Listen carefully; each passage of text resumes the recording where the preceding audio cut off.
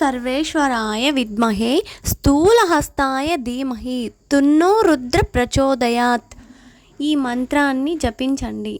Welcome back to my channel. Karthika Pournami రానే వచ్చేసింది. ఈరోజు శివాలయంకి అయితే వచ్చేసామండి. ఈరోజు శివుడు, విష్ణువు, లక్ష్మీదేవి, తులసీదేవిని, కార్తికేయుడిని పూజిస్తాము. ఈ రోజున త్రిపురారి పూర్ణిమ అని కూడా అంటారు. అలాగే దేవ దీపావళి లేదా కార్తీక దీపోత్సవంగా జరుపుకుంటాము. ఓం నమ శివాయ. హర హర మహాదేవ శంభో శంకర. ఈ కార్తీక మాసంలో శివుడికి పూజ చేయడం, అలాగే పౌర్ణిమ రోజు 365 ఒత్తులు వెలిగించడం మన సాంప్రదాయం. ఈ 365 ఒత్తులు వెలిగించడం వలన సంవత్సరం అంతా చేయలేని పూజ ఈరోజు చేస్తే చేసినంత ఫలం లభిస్తుందని మన నమ్మకం.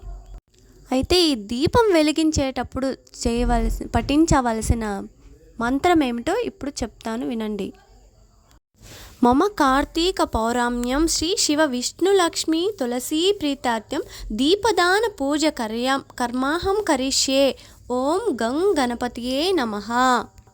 ఈ విధంగా పూజ చేయడం వలన ఐశ్వర్యం, ఆరోగ్యం, పాప విమోచనం లభిస్తాయని మన నమ్మకం.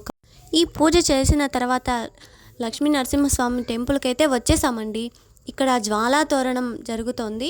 లాస్ట్ టైం జ్వాలా తోరణం వలన అందరికీ గాయాలయ్యాయని